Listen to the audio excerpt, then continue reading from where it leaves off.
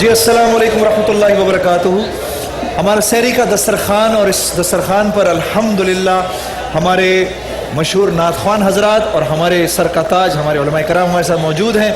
یوسف بھائی بھی، یوسف احمد صاحب بھی ہمارے ساتھ موجود ہیں۔ وسیم بھائی بھی ہمارے ساتھ۔ وسیم کی تھوڑی سی طبیعت بھی تھوڑی سی خراب ہوئی ہے، تو دعا فرمائیے اللہ پاک اس کو صحت عطا فرمائے۔ میرا وہی سوال، میں سب سے پہلے شروع ہوں گا مفتی اسماعیل صاحب سے، ٹھیک ہے؟ اچھا مفتی صاحب، وہ ابھی ہم بات کر رہے تھے کہ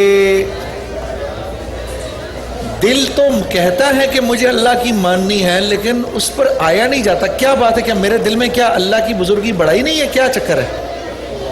بسم اللہ الرحمن الرحیم، اللہم صلی علی سیدنا مولانا محمد مبارک وسلم۔ یقیناً جو ابھی گزشتہ افطار ٹرانسمیشن میں آپ نے موضوع منتخب کیا تھا اللہ کی کبریائی کے حوالے سے، تو اگر اسی کے تناظر میں دیکھا جائے تو ہمیں مسلسل ہماری زندگی کا یوں سمجھ لیں کہ ایک لازمی حصہ ہونا چاہیے اللہ تعالیٰ کی نشانیوں میں اور اللہ تعالیٰ کی آیتوں میں غور و فکر کرنے کے حوالے سے۔ ہم دنیا کے معاملات میں وقتاً فوقتاً غور کرتے ہیں، بزنس کیسے بڑھے گا، طبیعت کچھ ناساز ہے تو کب صحیح ہوگی، کیسے صحیح ہوگی، اور لباس میں بہتری کیسے آ سکتی ہے، ٹھیک، اور اسٹینڈرڈ آف لیونگ میں بہتری کیسے آ سکتی ہے۔ ہر چیز کے اندر مطلب ہم اپروچ کرتے ہیں آگے سے آگے۔ تو ہم جب نعرہ لگاتے ہیں جی اللہ اکبر، آج موضوع یہی تھا اللہ سب سے بڑا ہے، تو ظاہر ہے اس کے لیے سب سے زیادہ غور و فکر، یعنی اس تک پہنچنے کے لیے اس کے بارے میں غور و فکر کرنے کے حوالے سے، اور یہ وہ کبریائی ہے اللہ رب کریم کی کہ اور اس کے بارے میں یوں سمجھ لیجئے کہ اس کی معرفت حاصل کرنے کے لیے غور و فکر کرنا، اور پھر اس پروردگار کے آگے جھکنا کہ جس کو اللہ رب کریم نے تمام مخلوق کو حکم تو دیا، لیکن جناب نبی کریم صلی اللہ علیہ وسلم کی خصوصی سنت اس کو بنایا گیا۔ آپ دیکھیں ایک روایت ہم نے بیان کی تھی افطار میں کہ حضور علیہ الصلوۃ والسلام جب دنیا میں تشریف لائے تو آپ کی زبان مبارک پر یہ الفاظ تھے پیدا ہوتے ہی کہ اللہ اکبر کبیرہ والحمد للہ کثیرہ وسبحان اللہ بکرۃ واصیلہ۔ میں غور کر رہا تھا اس پر کہ اس میں کیا اشارہ ہے کہ جناب نبی کریم صلی اللہ علیہ وسلم دنیا میں تشریف لا رہے ہیں اور زبان پر یہ الفاظ ہیں اللہ اکبر کبیرہ۔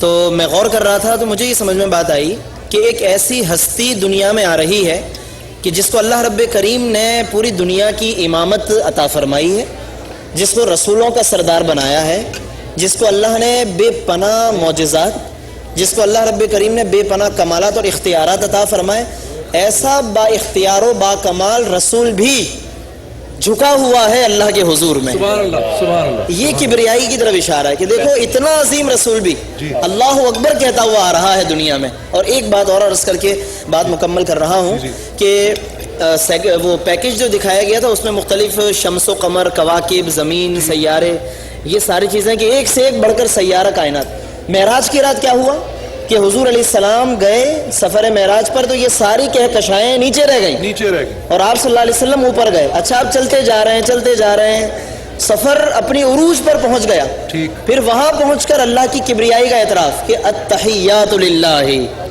دیکھ رہے ہیں آپ کتنا بلند کیا اللہ نے انہیں کہ ساری زمین نیچے کر دی، آسمان سارے نیچے کر دیے، ساری کہکشائیں نیچے کر دی، اور پھر زبان سے حضور علیہ السلام اعتراف اور کبریائی کا کیا اظہار کر رہے ہیں کہ التحیات للہ۔ تو گویا کہ معراج کا جو نقطہ عروج ہے وہ بھی اللہ کی کبریائی ہے۔ اسی لیے سبحان الذی اسریٰ میں اللہ نے بے رسول ہی نہیں فرمایا، بے عبد ہی، بندے ہیں یہ میرے۔ تو یہ بندگی اللہ کو پسند ہے۔ میں صرف اس مبارک وقت میں، اس بابرکت وقت میں تمامی ناظرین کو یہ میں مطلب میسج دینا بہتر سمجھتا ہوں کہ ہمیں روزہ رمضان یہ ساری چیزیں بھی بندگی سکھا رہی ہیں، جھکنا، اللہ کے حضور عاجزی، غصہ ترک کر دینا اللہ کی خاطر۔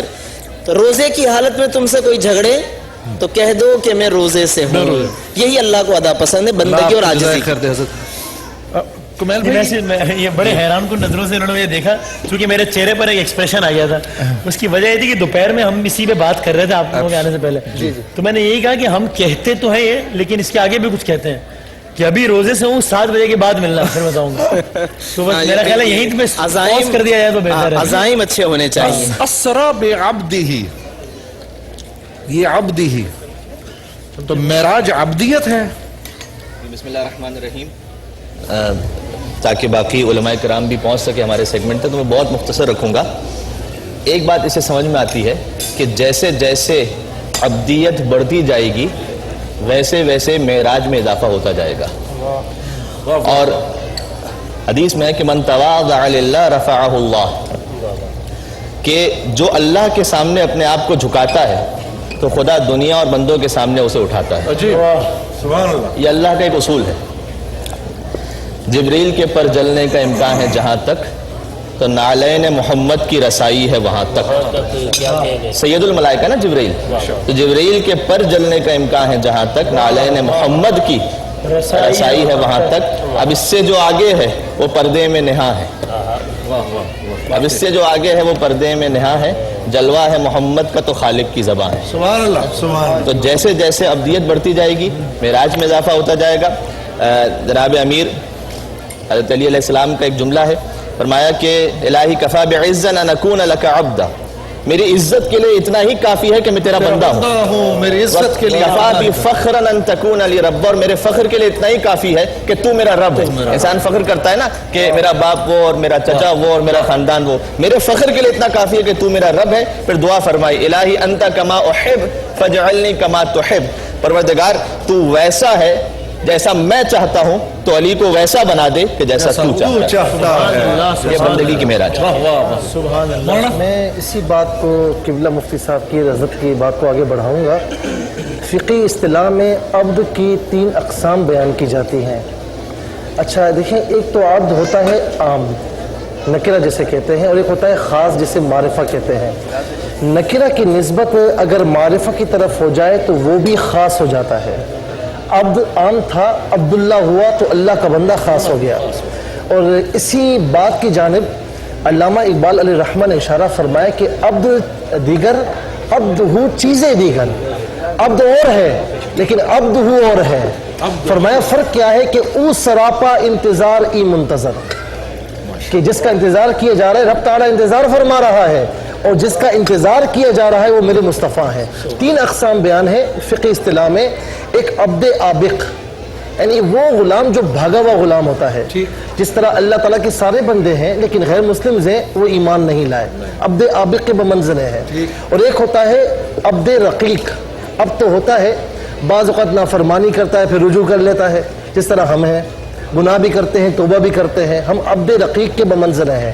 ایک ہوتا ہے عبد معزوم، یعنی مارکیٹ میں اس کا ایسا مطلب ایک اسٹینڈرڈ ہوتا ہے اور اتنا اپنے مالک کا دل ربا بن جاتا ہے کہ مالک مارکیٹ میں کہتا ہے کہ اس کا کہنا میرا کہنا، اس کی ڈیل میری ڈیل، جو جس سے یہ بات کرے گا تو یہ بات نہیں کرے گا میں کروں گا.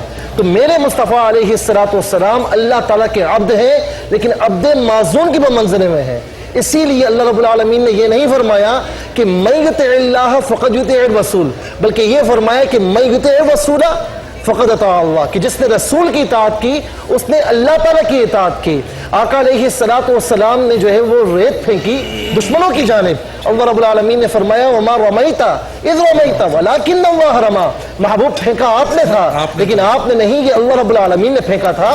تو یہاں پر میں ویورز سے یہ عرض کروں گا تمام سے کہ مقام عبودیت جو میرے آقا علیہ السلام کو اللہ تعالیٰ کی بارگاہ میں حاصل تھی، اگر ہم کچھ مقام عبدیت حاصل کرنا چاہتے ہیں تو رسول اللہ صلی اللہ علیہ وسلم کے قدموں سے لپٹ جائیں، آقا علیہ السلام کے نقش قدم پر چلیں. تو میرا رب تعالیٰ فرماتا ہے کہ ان کنتم تحبون اللہ فاتبعونی یحببکم اللہ. اے محبوب ان سے فرما دیجئے کہ اگر یہ میرے محبوب بننا چاہتے ہیں، مجھے دوست رکھنا چاہتے ہیں، تو میرے محبوب کے نقش قدم پر چلیں، ان کی اداؤں کو اپنا لیں تو میں ان بندوں کو اپنا محبوب بنا. اللہ آپ کو خوش رکھے حضرت. سبحان اللہ. اب عمران صاحب، کیونکہ مفتی صاحب نے یہ تو ہو نہیں سکتا کہ میں اللہ کا بندہ بنوں اور بندہ بننے میں محمد مصطفیٰ کو پس پشت کر دوں، تو ہو نہیں سکتی نا، یہ بات تو ہو نہیں سکتی. اب جیسے حضرت نے رسول اللہ صلی اللہ علیہ وسلم کے بارے میں فرمایا ایک جگہ اللہ رب العزت فرما رہے آتاکم الرسول فخذوہ وما نہاکم عنہ فانتہوا، جس کی اجازت دیں جو دیں وہ لے لو، جس سے منع کریں وہ منع ہو جاؤ. کیا مفہوم ہے اس کا؟ بسم اللہ الرحمن الرحیم. صحابہ کرام رضوان اللہ تعالی علیہم اجمعین کے اندر یہ مادہ اس درجے میں پایا جاتا تھا کہ آپ علیہ الصلوۃ والسلام کا وضو کا پانی، حکم کرنا تو بڑی دور کی بات ہے، وضو کے پانی کو نیچے نہیں گرنے دیتے تھے. بخاری شریف کے الفاظ ہیں کادو یقتتلون، کہ آپس میں ایسے جھگڑا شروع ہو جاتا جیسے کائنات کی سب سے بڑی دولت تقسیم ہو رہی ہے.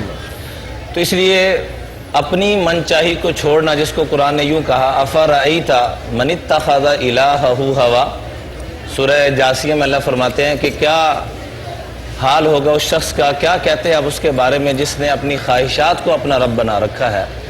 اس لیے جو اللہ تعالیٰ نے قرآن پاک میں فرمایا ما آتاکم الرسول فخذوا، اسی کو حدیث پاک میں آپ نے فرمایا کہ جو میرے سے محبت رکھنا چاہتا ہے من احیاء سنتی فقد احبنی، جو میری سنتوں سے محبت کرے گا، جو میں کہہ رہا ہوں اس کو زندہ کرے گا، فقد احبنی، یہ میرے سے محبت کرنے والا ہے، اور جو میرا عاشق ہوگا کان معی فی الجنہ، وہ جنت میں میرے ساتھ ہوگا.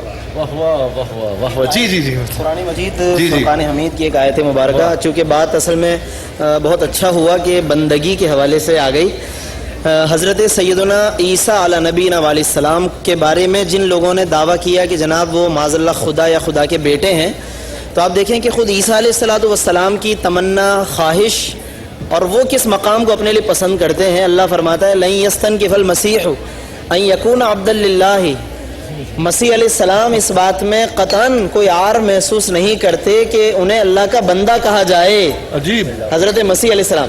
اور آگے ایک اصول بتا دیا کہ وَمَن يَسْتَنْكِفْ عَنْ عِبَادَتِهِ، اور جو اللہ کا بندہ بننے میں عار محسوس کرے، جسے اس بات میں شرم آئے کہ اسے کوئی اللہ کا بندہ کہے، اس بات میں لوگ شرم محسوس کرتے ہیں، اچھا کام کرنے میں، نیکی کا کام کرنے میں، یا جناب علی کوئی ان سے خیر کی توقع رکھی جائے اس میں شرم محسوس کرنا.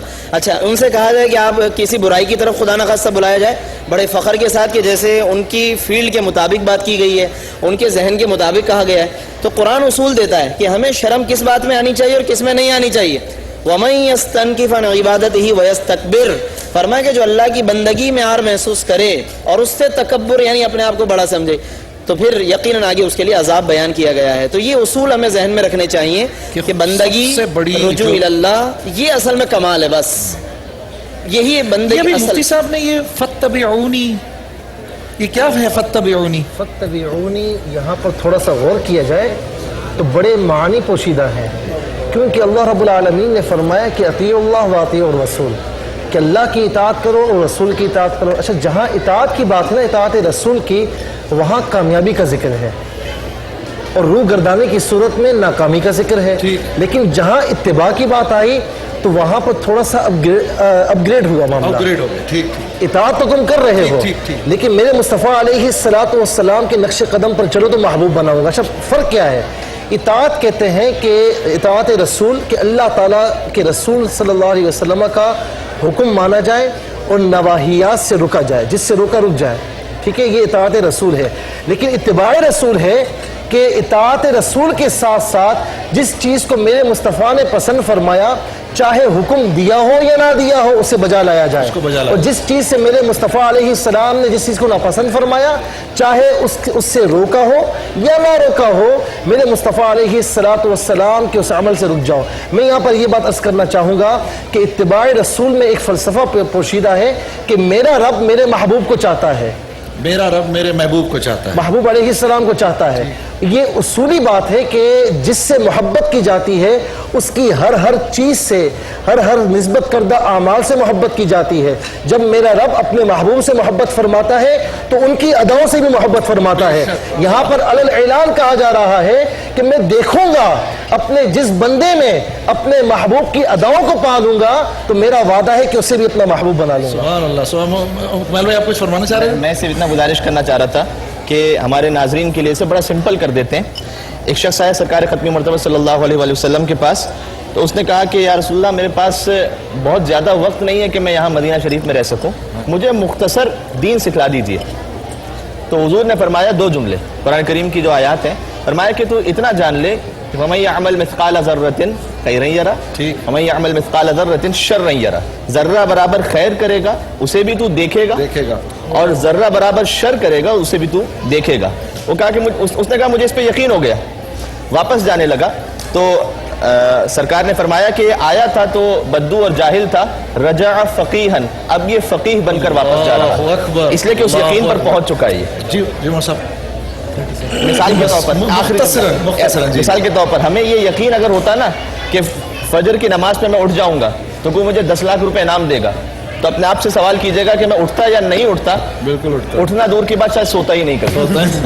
جی مختصراً جنت پہ اتنا یقین نہیں ہے۔ ایک 20 سیکنڈ ہے ہمارے پاس۔ جی آپ علیہ الصلوۃ والسلام نے فرمایا، صحابہ آپ کے گرد جمع تھے، آپ نے فرمایا من سرہ ان یحب اللہ ورسولہ، جو یہ چاہتا ہے کہ اللہ اور اس کے رسول سے پیار کرے، بلکہ اس سے بھی بڑھ کے الفاظ فرمایا کہ اللہ اور اس کا رسول اس کو اپنا محبوب بنا لے، تو پہلی بات فرمائی فلیصدق۔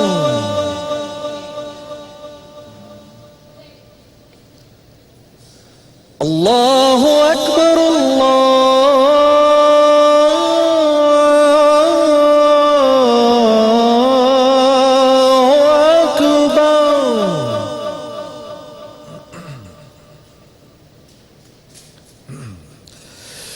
اشہد ان لا الہ الا اللہ،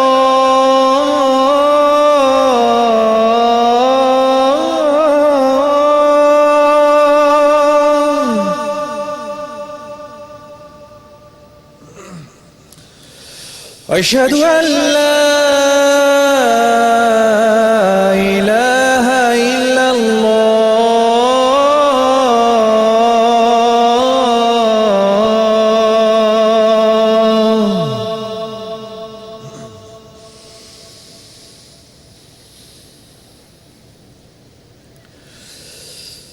اشہد ان محمد رسول اللہ،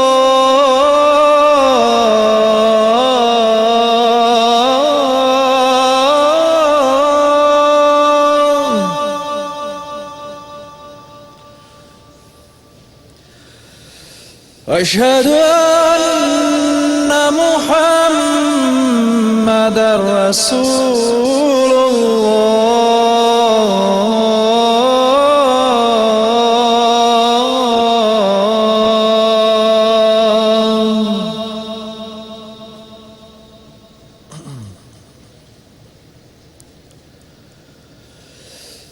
حي على الصلاة،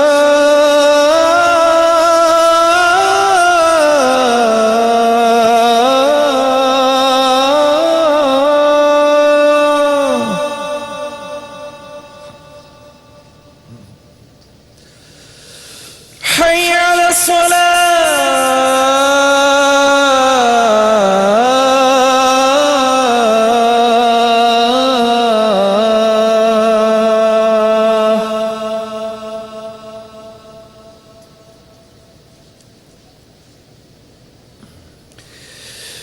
حي على الفلاح،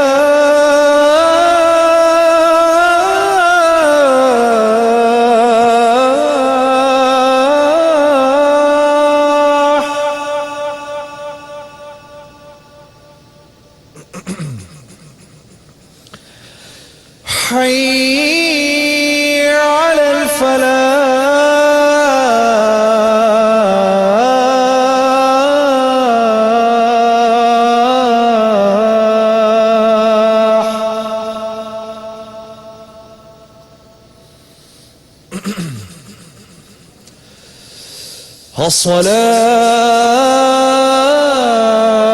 الصلاة خير من النوم،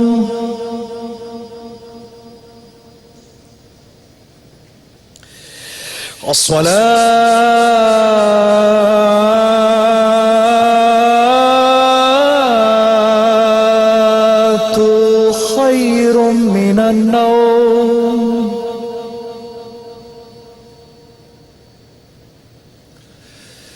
اللہ اکبر، اللہ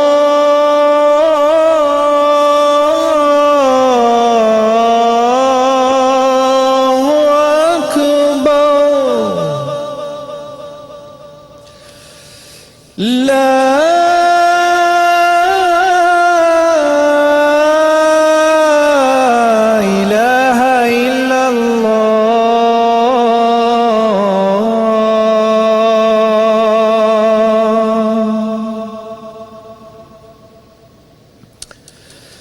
اللهم رب هذه الدعوة التامة والصلاة القائمة آت محمد الوسيلة والفضيلة والدرجة الرفيعة وابعثه مقاما محمودا الذي وعدته إنك لا تخلف الميعاد برحمتك يا أرحم الراحمين.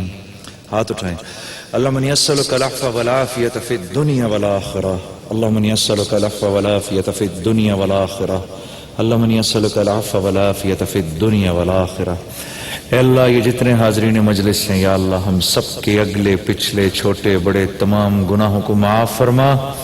اے اللہ گھروں پہ جتنے میرے بھائی بہن بیٹھے ہیں جنہوں نے اس وقت تیرے سامنے اپنے ہاتھ اٹھائے ہوئے ہیں، تیرے حبیب سے ہم نے یہ سنا ہے یا اللہ اذان کے بعد جو دعا مانگی جائے وہ آپ فی الفور قبول فرماتے ہیں. یا کریم یا کریم یا کریم ہماری تمام ضروریات کو براہ راست اے اللہ اپنے فضل سے اپنے خزانوں سے پورا فرما. یا اللہ اپنے غیر کی محتاجی سے بچا.